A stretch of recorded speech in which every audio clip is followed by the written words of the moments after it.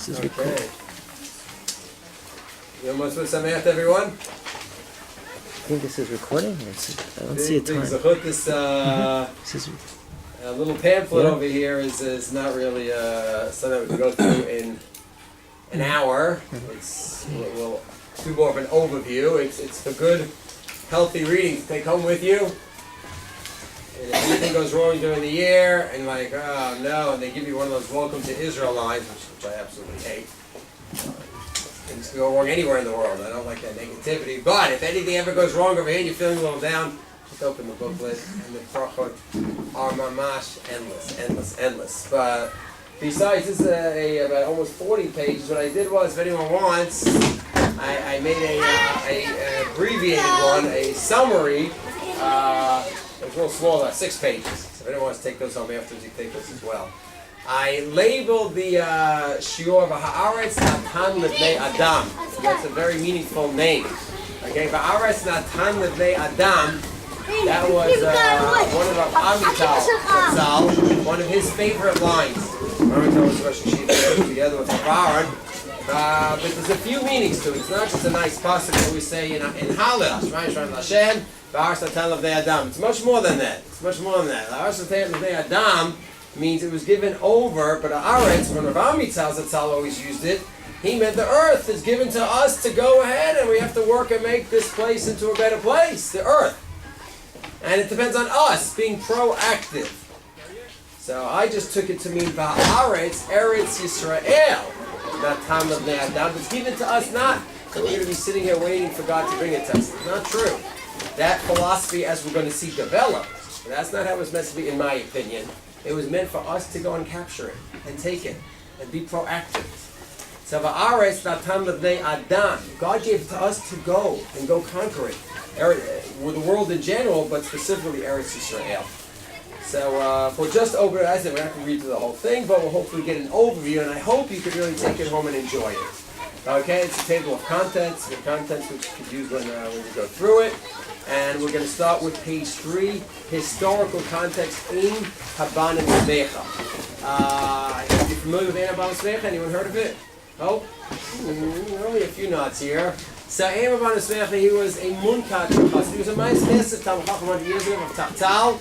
And he was a Posek. He was closer to the Gedolim a century ago. And he grew up with the Munkach. Munkach then was the Satmar now. There's no state yet, but the whole approach of the Zionist building wasn't for them. Very anti. And that's how he grew up. Big Talmud Chacham, Shas and Poskim. And he had the negativity like everyone else did in that circle. And then the Holocaust came. He was carted away. He was hiding up in an attic. And while he's there, he said, you know what, maybe there was something to this idea of building a homeland. And even if it came from Jews, okay, be that as it may, they're doing something, and maybe we would have been in a different place, not dying in the gas chambers. And he was in his attic, and by heart, he wrote this book with tens of thousands of sources. He was a giant. So you have the thick volume in Hebrew, that's very hard. Then you have the English translation that our neighbor, Rabbi Lichtman, Rabbi Moshe Lichtman from Beit Shemesh, where his life's work is translating. His life's work is translating Cook's biography, translating works like these. So he did this about 13, 14 years ago, translated it. To me, it's a must-read book, and people said to him, it's amazing, but we just can't read that much. So last year he put out the essential Ein Habana Mizbecha. So if you're not ready for the big read, you should do at least the small read. That's only about 250, 300 pages. But it's important stuff. So here's a little background, and I think there's a lot of philosophy here as well. So to truly appreciate this work and its message, it's essential to understand the historical events and developments that led to its writing. Ever since we, the Jewish people, were exiled from our land, we have continuously yearned to return. 3 times a day we beseech God to endure bitter exile and bring us back to Zion. That's what we're always hoping, we're davening for it to happen again. So the first few sets of Jewish dispersions, collective hope of creating a national home in Eretz Yisrael was very real. As years progressed, the distance between prayer and reality grew. Jewry became further moved from the practical, viable realities of a potential state. It began to seem the only possible way such an event could occur was through a divine miracle, through God's direct intervention. So the philosophy changed. When it was the first Mikdash was destroyed, 70 years later we were back. Second Mikdash was destroyed 10 years, 20 years, 30 years, and they're hoping for something, and it wasn't happening, and then it just became, one day on the wings of eagles, God will bring us home. But it wasn't like a practical thing, like, let's work on how we're going to get back to Hashem Yazor. And that became the Hashkafa. And there won't be any intervention. And the idea is that we're going to initiate and try to have that. That's just not a firm thing to do. That wasn't the way it was meant to be. That's just how it developed. So at the end of that very first paragraph, it says, nevertheless, those rabbis and men of deed like Rav Kalisher, who deviated from the accepted norms and to initiate a practical political movement to return to Zion, received little support. Some Matern is a rabbi. Now, anyone who Rav Tzvi Kalisher is? So Rav Tzvi Kalisher was, first you eat his meat. Tiryat. That's the kibbutz named after him, up north. Tiryat Tzvi. So now you know what you're eating. He was in the 1840s and 50s. He was a gadol, a talmid of whom? Rabbi Akiva Eger, who knew a little bit of Torah. And he was also in the circle with Chassam Sofer. That was Rabbi Akiva Eger's talmid, the son-in-law. And he went ahead and he wrote Trishat Tzion. We have to get back to Tzion. The Haskamot were from the Malvin. Haskamot from the other Gedol, Maksav HaKabbalah. And they were, yes, this is it. We gotta be practical and make our way back to Israel. But of course, it was very nice. A lot of rah, and that was about it. It was, people just didn't do it, okay? And then the crazy thing happened. Around the same time, of course, Mashiach was wreaking havoc, and so then you had some, Shabtai Tzvis. Then the Enlightenment came to Europe. Enlightenment Jews, where they were not into Israel, the first thing the Reformed Jews did was what? They didn't throw out the Siddur, not true. Reference to Zion. We're good Americans, we're good Germans, we're good citizens of our country. We're going to stay here. We're going to talk about going back to Yerushalayim, to Israel. It's not being loyal to the country. So they came along, and then the craziest thing happened, which was what? If you jump down on page 3, about 8, 9 lines from the bottom, first word, same page, it says about forefathers' land is the first word on that line. Ironically, a significant shift took place. The enlightened Jews, as far as they were from Jewish Jews, called for a new Jewish nationalism, a rebirth of the Jewish nation in its homeland. Somehow God has his ways. The very people that threw out Zion, threw out Torah and Mitzvot, they're the ones that we're going to start building. So the Orthodox, who already want to pass it mode for 2,000 years, it's going to rebel. You're going to very much resist this whole movement. And that's the background. That's the background. So go to the next page. So there is Rav Taftal. So Rav Taftal, now this is the era that he's born into. Page 4. So in the first paragraph, at the end of the first paragraph, all that fuss about the hopeless condition of European Jewry with false alarm, hard times are just a passing phase, we can easily study Torah and wait for Mashiach in exile. All these Zionists, now they're saying, we have to go back to Israel because it's dangerous here, Dreyfus. You ever say that, okay? And I always say those two words are the most beautiful and horrible words in the Hebrew language. You go ahead, you trip, you get a little bruised. You ever say that? Beautiful. A little issue, a little fight going on in the family, some tough financial times. You work it through, you ever say that? It's great, it's optimistic. When there's real dark clouds up ahead, and you ever say there, has nothing to do with reality. It's a denial of reality, and that's a horror. It's a horror. So you ever say that really should be used with a lot of chachma, in my opinion. So that's what they were saying, don't worry, it's going to be fine. And the Orthodox, they were surrounding their wagons and just staying in. World War II erupted, everything went berserk. Rav Taftal began to reassess his fundamental positions. How conspired him to re-examine the issue of Israel's redemption until better understand the sources that he already knew. That's unbelievable. He already had all the Shas and Medrash and everything in his head. But he already was taught one way to look at everything. And now he's saying, no, hold on, I have to review everything. And that was his work to the end of his life. Which he almost made it out of the Holocaust. He was on a train, and it was at the end already. And they threw like some bread in, to make a joke of the Jews. And whoever else was on the train, and then a Jew got it. And then a Polish guy took it from him, and Rav Taftal was there. He said, what are you doing? So everyone said, stop, don't get involved. This guy's going to kill you. He said, I can't watch my other Jew lose his bread. And the guy, of course, killed Rav Taftal. But his manuscripts, we have Baruch Hashem, some of his works left. It's Shas Chuvas, we have other things. So he says, I made a change of heart, and I realized that this, what the Zionists are doing, is very good. And in C, he says there's no Haskamot in the middle of the Holocaust here, but I just found the Sefer Drishat Zion from 60 years ago. I never knew about it because in his circles, he was reading Drishat Zion. In certain circles that are familiar with Rav Kook's work, of course not. So he's going to know about Drishat Zion, some crazy Zioni work.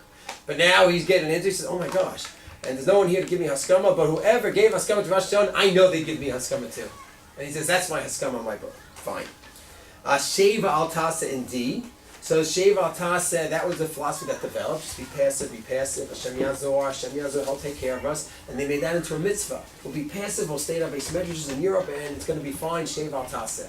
We'll be passive. And he said that was what developed, and he says it was wrong.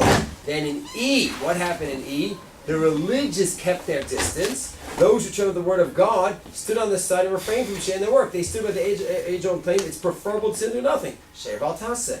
In the meantime, the initiates began rebuilding a holy land on the Orthodox Jews and the Tzaddikim stood aloof. Now here is a major philosophical principle coming up. On page 4, the last, with the part I underlined, it is clear he who prepares to the Sabbath, prior to the Sabbath, will eat on the Sabbath. It's very simple. If you don't buy any food for Shabbos, you don't have any food. Not a very deep idea, but it is. I'll tell you in a moment why. The Orthodox did not toil. They had absolutely no influence on the land. Well, the Orthodox didn't go to the land. So, wow, isn't that interesting? Everything that's going on the land. There's no mikvahs. There's no eruv in the community. There's no shoftim in the community. Isn't that strange? She says, not strange. You guys went ahead and you stayed back in Europe. The Zionists are not for one to build it up. And now you're screaming, it's not for... Hello? It's your fault. You're blaming them. They did the best they know. They did the best they know. That's what they know about Torah mitzvahs. If they were here, we have them here. Oh, if they were here, then they wouldn't be from. So they're not from there. What do you want from them? You are the one to blame, not the Zionists. He says, therefore, no one there in control. For you who guards the tree will eat it from its fruit. Had we joined the village of Israel, it would look very different today. Now what are the Orthodox going to say? I don't know if they'll be able to vindicate themselves before the heavenly court. Wow. Okay. And then 5, on the top of the next page 5, spiritual effects of the passivity. The God-fearing Jews, if they would have been there, it would have been very different. And then he goes even further. And I don't know if you realize how radical an idea this is until we point it out. G, on page 5. Further, all Klal Yisrael agreed to build the land that would have already been built up, perfected enough to absorb a large portion of the diaspora Jews. A great number of fellow Jews who were recently killed would have been saved. They would have already been in Eretz Yisrael. Who will accept responsibility for the innocent blood that has been spilled in our days? It seems to me that all the leaders prevented people from coming and joining. They cannot say that our hand did not spill this blood. What, of course, mitzvah is that? Yadeinu lo shavchu tadam hazeh. I can't say that. But what's he saying? He's saying, you stay back, the non-religious went, and now 2 things have happened. A, spiritually it's not on a high level there, which is only natural, and B, everyone stayed back and didn't go, so, and you told them not to go, and there's no place to go. So A, you told them to stay in Europe, and you didn't let Israel develop as a place that can absorb people. I mean, what happened 50 years later, and now you have 6 million Jews here. Israel would have made a job doing that. But you didn't do that, and it would have been a different place. Do you understand what he's saying? Do you know what concept he's challenging? Because what do you mean? Whatever happened was meant to be what we call basher. He's saying, no, that's so simple. You made decisions, rabbis. You told the people to stay. And now Israel spiritually is not great. That's not bashert. There's something that we call cause and effect. And you have to take responsibility. You were negligent. And now, this is the result. The spiritual damage is the result of your decision, and physically, the fact that they're dying. So it's a radical thing. You just appreciate what he's saying. There's something called causality. You can't blame everything on whom? God, it's meant to be. It's meant to be that these people had to die. No. You were their leader, and you could have guided them differently. It's big stuff he's saying. And then he says, I know what everyone is thinking. Excessive caution, H, is detrimental. And he says, he quotes the Chabot Levavot. And the Chabot writes, 1 in the 4th line, in H, one of the components of caution is not to be overly cautious. You're going to be zahir on this, be zahir, zahir. And you're going to be so cautious about everything, so you should start Darchei Noam and do kind of place. Let's just not start such a place. And you guys should join. Shame on me for starting the place, and shame on you guys for joining. Just stick with the regular maslul. Whatever maslul you choose. Don't make a new maslul. No, sometimes you gotta jump in the water and daven. A lot. But that's me. Don't debate. No. It's here. Not always. Not always. And then he says, and look what you caused. In I in the bottom. However, the opposers understand this undertaking. Now that they oppose it, they cause the simple Orthodox Jews to despise the rebuilding of the land. They rebuke saying, "Oh, you're a Zionist. You're in a heart of abomination."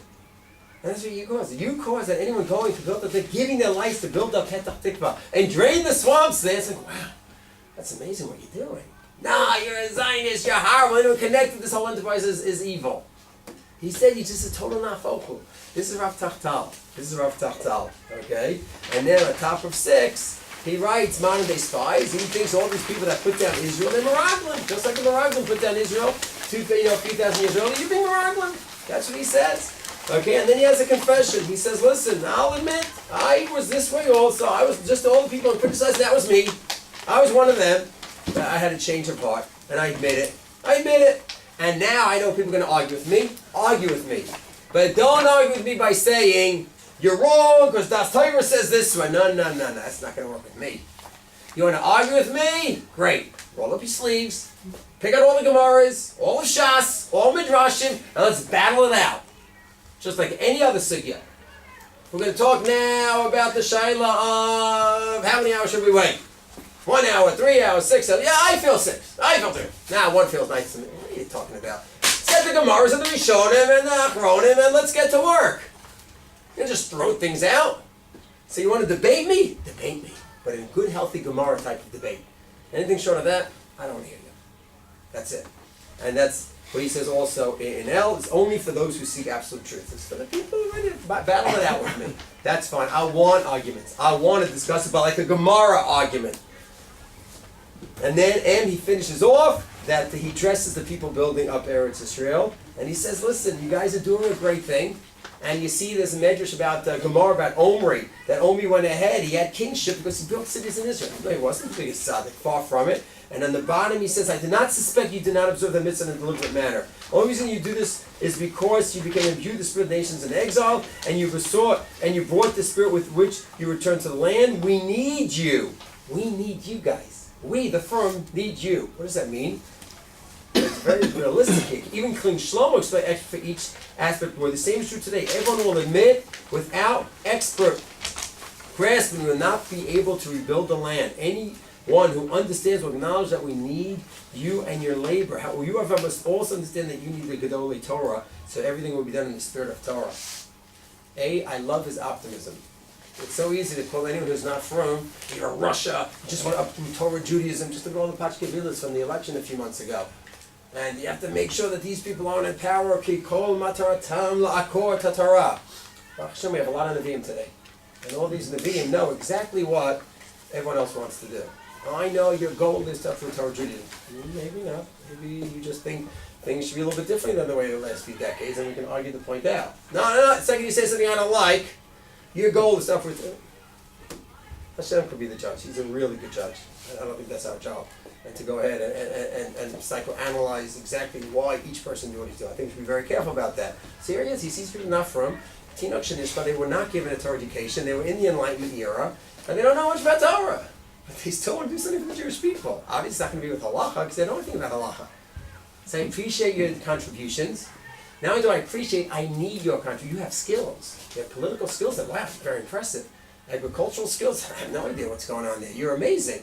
So to me, it's very enlightening, the way he's looking at the non-frum. He's not judging them in such a negative light, assuming they're all looking to uproot Torah Judaism. Have we had rotten apples? Yes, every group has rotten apples. Now, with the Son Sionim that did some terrible things, yes. Okay, but did every single Sioni go ahead and cut off all the Teimani Payas? No. Were there some rotten apples that were involved in some horrors? Yes. That's everyone. It's everyone. You had some bad stories. For sure, separation of the kids from the families, those are bad people. But don't make everyone that way. So he's done Kasachut, I think, properly, and B, it's not just done Kasachut. Okay, so you're big nebach, but you don't know what you're doing, and whatever. No. You have skills and you're using them, and I don't even have some of the skills. As Rav Aaron Lichtenstein always said that we don't have monopoly. Don't think the Orthodox monopoly on everything. We certain skills that other people have that you don't have. And certain insights they have that you may not have. It's possible. So that is the introduction to Rav Tachtal. I think there's a lot here. It's not just a fascinating story.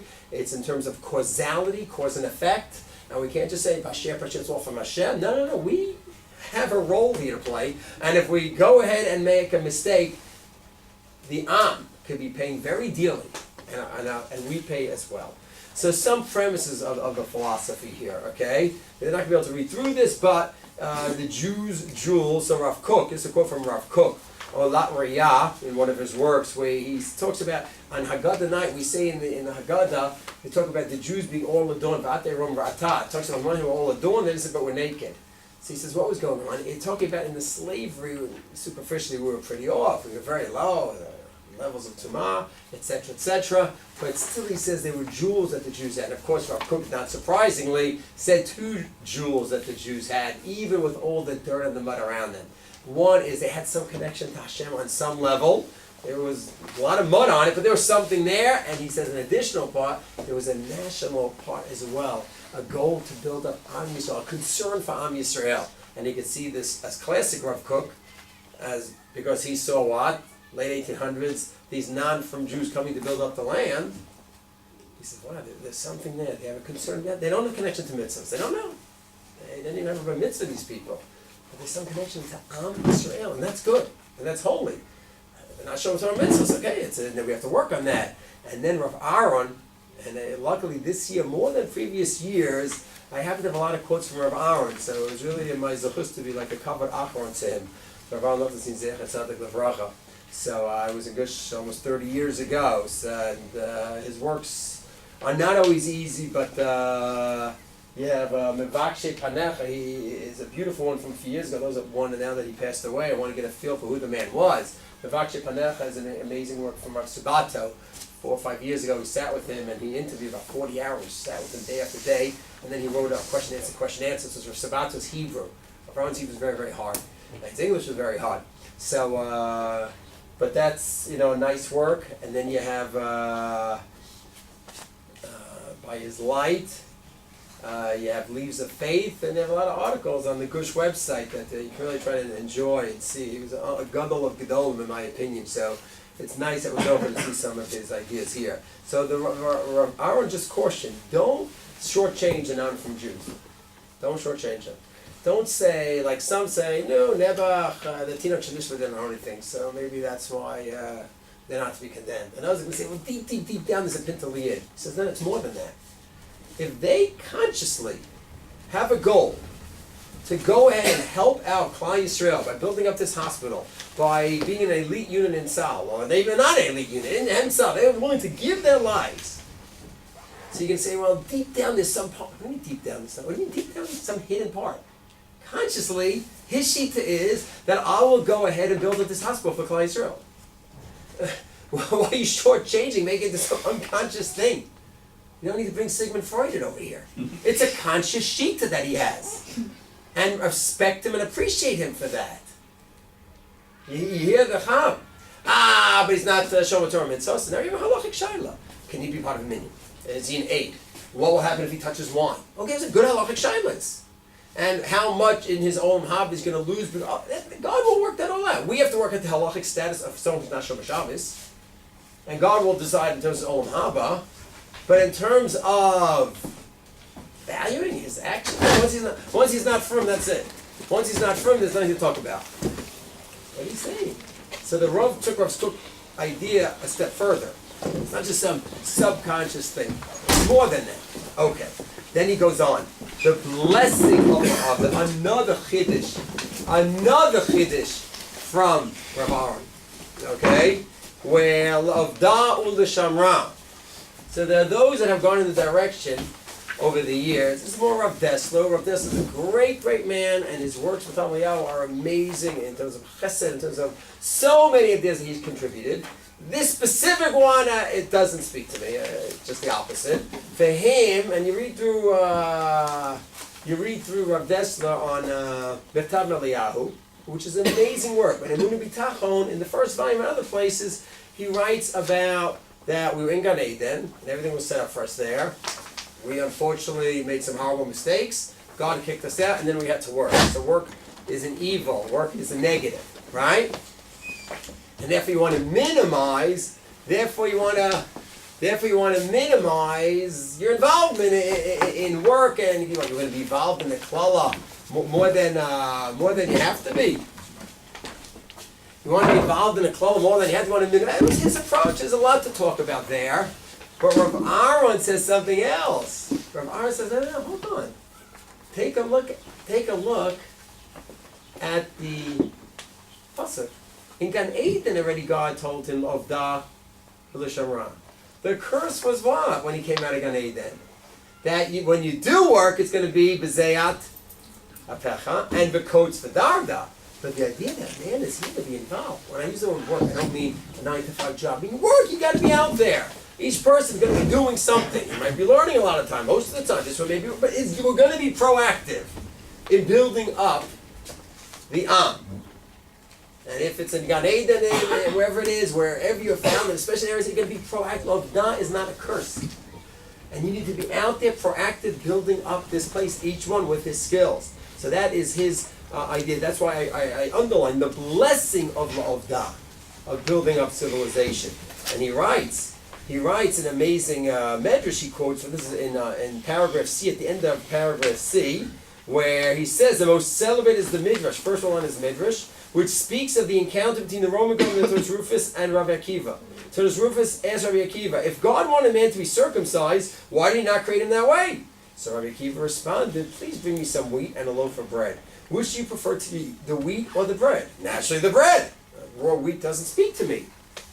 Toras Rufus replied, Rabbi Akiva retorted, do you now see the works of flesh and blood are more pleasant than those of God? He just gave us this wheat. What can you do with the wheat? Bread! Now that's good.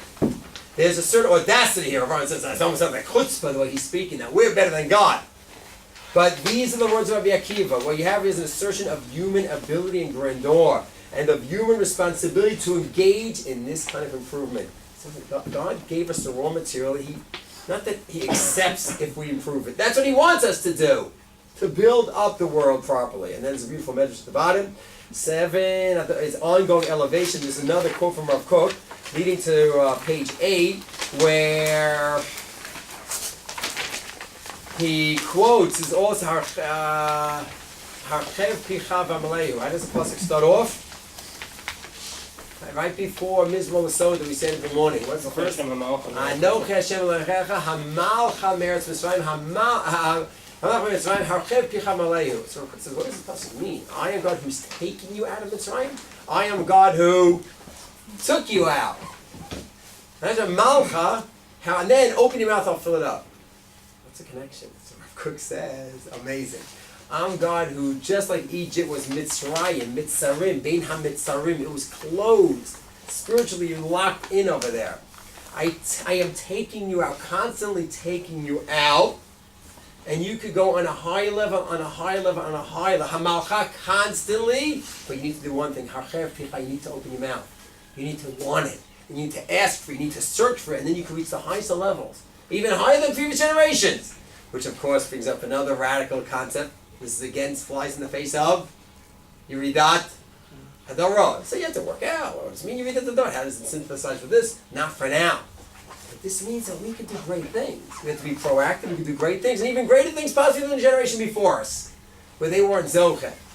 And don't look at yourself always like, I can't. I just sit here, Shev al Tasa, I'll be passing. How am I to do it?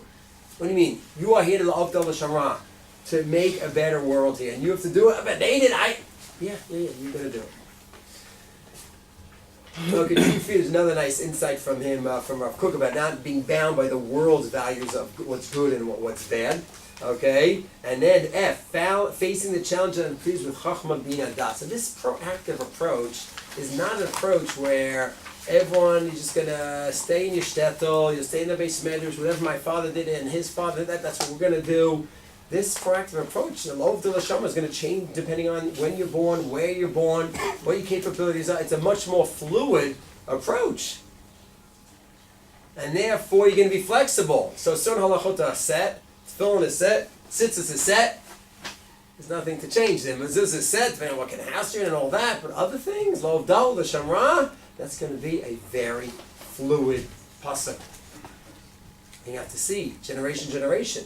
So therefore, you look at Rav Aaron, phasing down to do with Chachma Vina Dasa Rav Aaron.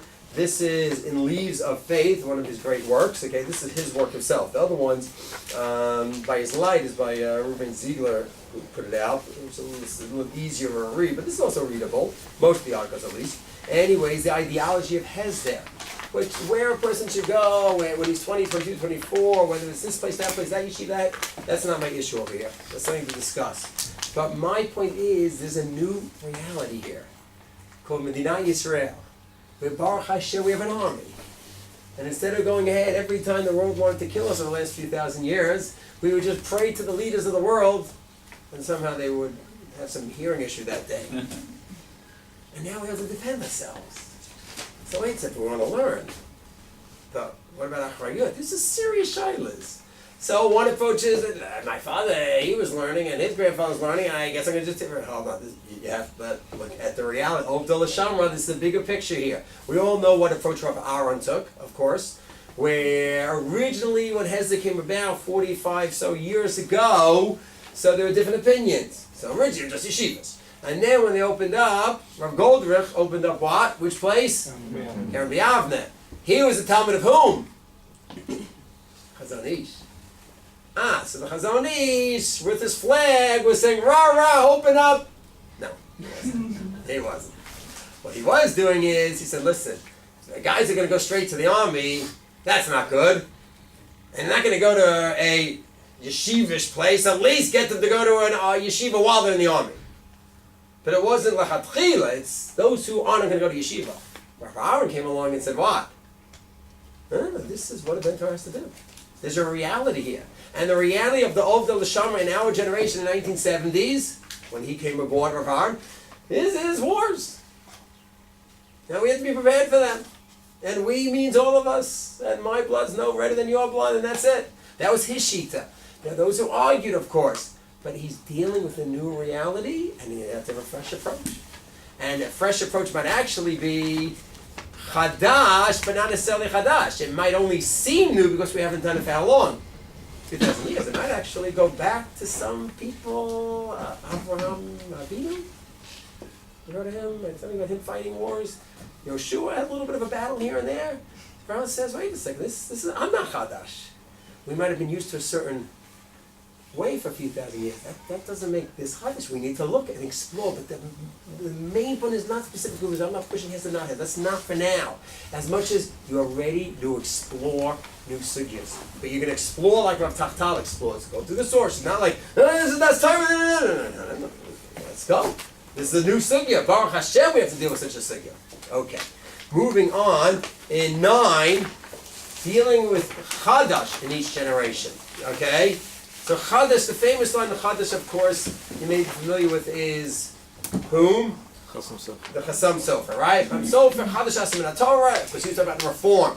So that's been a line that many people use. Anything you do the new, that's Chadash, which, yes, you change tefillin on, it's Chadash. Other things you change around is Chadash. Other things need to be changed. You need to be a Gadol and Talmid Chacham to understand which is which. Okay? So, Rav Moshe Lichtenstein, that's Rav Aaron's son, who's the Rosh Yeshiva now of Gush. So a few months ago he sent this out to all the great Gush, that now we're eating in different maslulim in the Hesder program. A lot of people, they don't want just go to the yeshiva, then army a year and a half, and then yeshiva. No, they want full army. Why? If you really want to claim that our blood is no blood redder than anyone else's, so why is he doing 3 years? I'm only doing 1.5 years in the army. I'm doing 5 years altogether. Back and forth. Okay, that's an interesting point. So Rav Moshe says we're offering a gush now a different maslul. My point here is not which maslul, as much as just that idea of encountering a reality. There's new realities. We're going to take our Masorah with all this Sforim, with Shas and Poskim. It's going to Talmid Chachamim, Gedolin, and go through that and see how to deal with this new encounter, this new reality. Okay? And that's Rav Moshe. So now, in my opinion, if you have all these premises, which are that Ma'ovdal L'Shamra, That Hashem never created that everyone's just going to be passive and you're going to have your little shtetl and just Hashem will take care of everything else for you. You have to sit and learn, and the man is just going to fall down from Shemayim. And if it's not the literal man of the midbar, it's some figurative man that's going to somehow just work out. And you have to say that. So if that one has that approach, then everything we said to him just is not going to speak to such a person. If it's no, we are here to take on the soul that Hashem gave us and apply it to whatever reality is in front of us. And we're going to have to be proactive about it. We're going to be creative within the Masorah. If that's your approach, then if you open your eyes around you, you say, oh, this is unbelievable. What's going on here? This is incredible. So to me, I very much believe that how you look at Medinat Yisrael is very much not in a vacuum. It's part of a bigger philosophical issue. That's my opinion. I think just Machlokes, okay, 1920 is a bracha, is not a bracha. No. It depends on a lot of other factors. And if you come in with a certain lens, you say, wow. And if you come with other kinds of lens, like, it's different. Okay? As I said, I made a summary, because not everyone is ready for a 36-page read. Okay? Those who don't come to the shiur. So I did make a summary, a shorter one, those who want to take it. And there, I put in more concrete terms, the philosophical connection between the idea of Hashkafa and how you look at the Medina. Okay? So, if you have this approach, then it leads to 3a. Okay? Where a year doesn't go by that I don't mention this line. Okay? To me, this is a game changer for one's tefillah. I'm sure I said it last interviews, and I'll say it again now. May our eyes behold your return to Zion in compassion. Rav David Cohen, who is the Nazir famous Chaver of Rav Kook, means what? Everyone takes it to mean, I hope that if I hope my eyes see B'shuvcha when you, God, returns at Sion. With Rachamim. No. That's not what it means. He says, of course I want to be here when you return, God. I hope that my mind is clear enough to see it. Because it's very possible that I'll be here and I won't see you return. Because what I'm going to see? I'm going to see in Dizengoff on Shabbos all the stores are open. And I'm going to see over there all these people with 20 different colors in their hair and 30 ears. That's all I'm going to see. And I'm going to see that there is a government that changed some laws about the learning situation, the status quo. Now you're just going to see those things. And you're going to harp on that. Things which are clearly not great or things which you perceive are not great. That's all you're going to see. You're not going to see we have a world-class economy. We have Jews aren't starving to death like they were 80 years ago in Jerusalem. Literally starving to death. We don't have that, Baruch Hashem. We have economic issues. We're working. It's a major country that we have to sustain. There's 6 million Jews here. We have a government that brings all the Jews home. Even though it might be a risk to the economy. Ethiopian and risky stuff, bringing the Ethiopian Jews home. That was known to help out our economy. They had no financial background, they had no abilities, but they're Jews, that's it. Rabbi say possible they're Jews, boom, law of return, bring them home. You're not going to see that. You're actually the Mossad who risk their lives. Read the book, the Mossad. Read the book, Mossad. How many of them wore kippahs there, these people in the Mossad? I don't know. But unbelievable Jews. Risk their lives. And even read the Startup Nation, which even these people building up the economy of Israel, and you see some of them where they weren't just doing it for their own business. Sometimes some of them would just be pitching Israel in the international market and not even talking about their own companies sometimes. They just want to help build up the Jewish economy here. So you're not going to see that. The Prime Minister has all these different books in the last few years just to understand what Jews have done. He just passed away, Aviner, who wrote the book. Amazing people, amazing. So it depends on what glasses you're wearing. If you're wearing glasses, negativity, passivity, and that's it. You just stay passive in your life. And anyone says exactly orthodox just like you are, he's a nothing, or worse. So then everything that's going on over here, you won't see a thing. And if you go ahead and you have what I call the right glasses, where everyone is not exactly your from kind level, you can also be a great Jew. You might have some halachic issues, that's between him and God, and other things you have to deal with. And being active is not acceptable, but it's commendable. If that's the premises that you're coming from, then you're going to look around, and you're just going to see, and you're just going to have goosebumps. And every time you just watch, Gimel being built, you're not going to go ahead and whine, oh my gosh, you took away my mountain.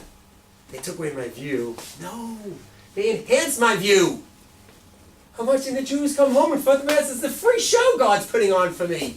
That's how you're going to look at it. And when you see all the green around you, gosh, this land was desolate for 2,000 years, and God said it was going to be that way. And God said that the land will be loyal to us and it's going to grow again when we come back. And wow, we're just going to live and breathe it. Each one his own level. You can have a Rav Soloveitchik, and he looked in a very positive way. Chamesh Trashon Chol Yafei. Yeah, have Rav Aaron a little bit more, and then have to see who the cook was. He was that way. I'm Baruch Hashem that way. I'm going to see who the cooking that way. Okay, but at different levels. Every tree makes me nuts. Every time I see a building makes me nuts. There's a crane in front of my house right now. I'm like, wow! But what is Danny Myers? They're going to take away your view! So once you have my premises, where kibbutz galiyot, bringing the Jews home, is part of the Geulah process, so thank you, crane driver. I appreciate you bringing the Geulah in my view now. That's it. Now, I'm hoping they don't take away the view of all the trees. I want both together. I'm a little bit of a chazir. I want both. I want the trees, because the trees represent the fertility of the land, which is Yechezkel Lamed Vav, and the houses represent kibbutz galiyot. When you have those premises, 6 o'clock, rain on the cranes, it's music to my ears. It all comes what glasses you wear. Okay, so I'm extreme in that way. I am. I thought after 14 years I'd calm down. It just gets sweeter and sweeter for me. But it depends what glasses you wear. So that's my premise. So once you have those premises that we discussed on the last few pages, then everything else just flows. Everything else just flows. So we get to look at a few of the brachot, okay? So seeing, appreciating both the physical, spiritual brachot, we'll just look at the headlines, okay? And then I hope you take it and enjoy. The State of Israel comments has been sold, so on page 10, I put this on my shul website, because these pictures are all in color. They're really beautiful pictures, so it's if you want to see it in the full glory, maybe if I remember I sent it out to the email list here, but in case not, so it's www.minorat-hamaor. I just Google it, Hamaor, it will come up. And you'll see in color such beautiful pictures. Who's in the picture over there? So you have, of course, Mr. Netanyahu, you have the 2 chief rabbis, and Bibi with the kippah on. So don't go ahead and tell, oh, Bibi, he did the laws in the government, the last one here, Bibi's whole goal was to return. Maybe he thought that maybe we need to have a reshifting and realigning, the how things are worked out in terms of the financial aspect and the military aspect. And a person that thinks maybe some people might have to leave yeshivas now, it doesn't make him anti-Jewish. It doesn't. He's entitled to a different shita, which other rabbis agreed with. It's delicate stuff. And don't go and you label him now, because he doesn't have your shita that you've had, and he's looking into changing the status quo. Oh, he's anti-Jewish, he's going to burn. No. And when he's putting on that kippah, I don't think it's just a show. He has a Jewish neshama too. Okay? Who's the person on the left? No one knows. He is the head of Abu Ghosh. And go Google it and look at the message that he gave to his cousins in Israel. I wish you all a happy Pesach.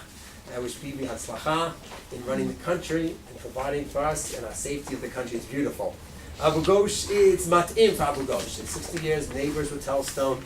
I'm not going to say there's a little stealing that never went on there, but Bigadol, it's been a pretty decent relationship. And halavai, that our connection to the Arabs could be that way. Halavai should be that way. But okay, I think we got some fun before that happens. Anyways, here's the bill of the chametz, and Bibi selling the chametz of all the government ministries. Okay, 11, Israel's unbelievable operation, nationwide Passover cleaning. All the public areas in Medina Israel will be kosher. You had thousands of workers to make sure that the parks, they don't have chametz on the tables, all will be cleaned before Pesach. That's what the Medina, the Jewish secular Medina, is doing. But if you're looking to see the brachos in the Medina, say, yeah, of course. That's no surprise. It's just part of the Techas Haneinenu. See, Gidon Sar, he brought back the law that a farmer that closes his farm, he doesn't rely on Heter Mechira, then he's exempt from taxes. He has no income. How can we charge him taxes? Yeah, but it's his ground. It's his decision to do that. Yes, but he went the extra mile because of his observance of Shemitah. We're giving him exemption to taxes. The Beit Shemesh Seder for Ethiopians, thanks to Yair and Lihi Lapid. And Lihi Lapid, of course, many people in the frum world don't have pictures of him on the wall, if I'm not mistaken. And guess what? Last year in Beit Shemesh, when Dov Littman called Yair and says, listen, the funding is not coming through for the Ethiopian Seder we have every year.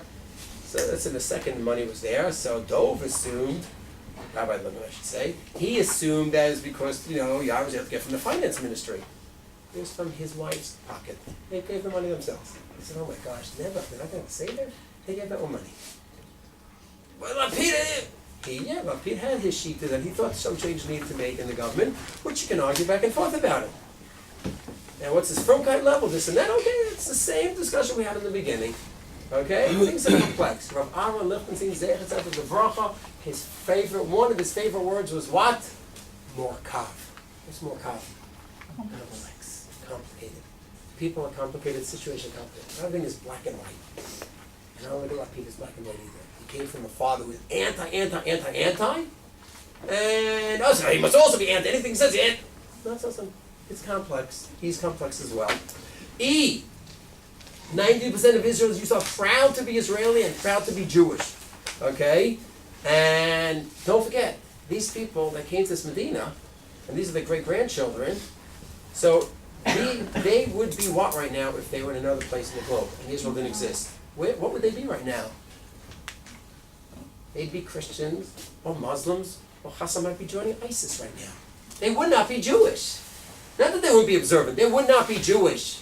The statistics in America, it's gone. The grimmest one, this is sick, I hope it's not true, but if you look at the end of paragraph E, a Harvard study, which is not something to be sneezed at, they think in 50 years could be 10,000 Jews in America. I assume they're wrong, I hope they're wrong, but it's not growing. American Jewry is not growing, that's obvious. It's going down. Outside of the Orthodox circles, what's the assimilation rate, the intermarriage? Not 50, 70, 80%. It's out of control. Out of control once you're out of the circles. And these same people, they came to Israel, and now they're Jewish. And they feel a connection to Judaism. But you're going to hear the story. How many times have I heard this story in the last 14 years since I've come? But the Taimani Jews, they shaved off their face. I know. That's a disaster. But not every Zionist shaved off every Taimani's pants. It's amazing how you just take that one horror story, and that's just everyone is that way. It's a horror, and are those people burning again who did it? Maybe that's God. I'm sure is dealing with them just fine. But make everyone that way. And the fact that there's a Medina, these people are Jewish today, and not just are they Jewish, that contributed to the Jewish people in their own way. Moving on to page 12. Synagogue, now we really just have to look at the headings, okay? Synagogue attendance for Rosh Hashanah expected to grow, okay? Rosh Hashanah, the amount of Masurim is this great number at the end of F. 10,500 synagogues, 30,000 Gabayim, 1.5 million worshippers attending the shuls on Rosh Hashanah. G, bringing Tel Aviv Jews closer to Jews through matzah. They had matzah baking. They had matzah baking in Tel Aviv, and it was very successful. Okay. Then H, most secular Jews want to study Torah. Okay, that they have a poll. They were doing a secker on that as well. Religious revival, where if I'd ask you, the Guinness Book of World Records for the biggest Shabbat meal, Sharon, B'nai Brak, where? Tel Aviv. Tel Aviv. Okay, so Danny Wise is saying Tel Aviv and B'nai Brak and Meir Sharon is all the same amount of Torah going on. No. But it's the second Tel Aviv, they all hate Torah Judaism there. It's one thing you have the Masorati Sephardic Jews, they have some connection, but all the Ashkenaz Tel Aviv Jews, they're not. Watch out. It's just not true. There is a Pintaliyah there. And you have a beautiful picture of 13. I'm a little more connected to this picture than you guys are, because that beautiful young man in the middle is my cousin. And he started Eish Tel Aviv. And then they were the Chaim family in Petach Tikva, and they came to the States for a few years. He became a top doctor, OBGYN, he's training in New York and Philadelphia. And then I remember he was born, okay, Sam, now he goes by Shalom, and Shlomo, sorry, and he started Eish Tel Aviv. They have meals, Sudat Shabbat, it's amazing stuff. In Tel Aviv, 14, Eugene Guzman for idea of how they pray services, in Sahel, where you're going to hear the Motzi Shemra, everyone becomes non-firm in Sahel. You have to be careful in Sahel, of course you have to be careful, you need a proper unit, etc. But what's going on? The numbers. Netanyahu moved by the way to responsibility. Right before he went to the Congress to speak, he went to the Kotel. Yes, to daven to Hashem. Don't look at it as a political ploy. You want to look at it? You go everybody want. I have different glasses on, okay? And when he came, after he was voted in, and he said, with God's help, we're trying to make Israel a safer place. And apparently the Jews here agreed with him and realized that might be a bit of a better plan than Herzog's plan to just give everything away and Yetz Hashem will be one happy family. So, Baruch Hashem. They're leaning more towards Bibi's approach. Before Congress and after the elections, he's going to the Kotel and he is mentioning God. And then on the bottom 14, his Bible, they have a consistent shiur, a Bible that Begin started years ago. And here, this specific shiur talks about here what he had with the mothers, the parents of the 3 kids who were killed. And page 15, Lapid prays for the first time 6 years. He went and said, listen, I don't daven day to day, even year to year I don't. But, I was davening for your kids. So is that great that if minister doesn't daven? No, it's not great, but you can see however you want to see. You can see the half full, you can see the half empty. Okay. Rav Melamed, on the bottom of page 15, you all know Rav Melamed, I hope. He's the Rav of Beit El. There's Aleph and Bet. Who's the other Rav of Beit El? Rav Aviner. And his son is the famous son from Har Bracha who writes. He writes in Besheva paper, he writes Penei Halacha. He says, listen, Bayit Yehudi, we need to do some work, and we need to make sure that Bayit Yehudi is working together with the rabbis. On the one hand, the Das Torah and Yeshivish approaches, that the Gedolim will have a say in every single move that's done in the government and their parties. Well, it wasn't that way with Bayit Yehudi, and now they got to tinker a bit. The Bayit Yehudi go a little bit, was it too much freedom just do his own moves? And it's a work in progress. Not everything's black and white. You want to give Bennett some freedom, but maybe not too. Okay, we got to work on it. And the key thing, he's working on it with them. Okay, quality of life, 16, moving up. Israel's 38th best country to live in. Just a lot of interesting statistics over there. Cute story, 16 Jordanians were in the Dead Sea, and they floated by accident west towards Israel, and then Israel was going to help them return, and said, no, we want to stay here in Israel. It's much better over here. Okay, 17, also some nice stuff. A reporter just talks to me. I had to Google the whole article, but he talks how sick the world press is against Israel. He sees it from inside. Just distort the fact, anything. He says, as much as the world wants to destroy us, we have to see day-to-day life here, how we are succeeding. And yes, the world just hates us, and that's just the way it is. We have to see what's going on. Kibbutz Galiot, which of course is one of the signs of the Gula.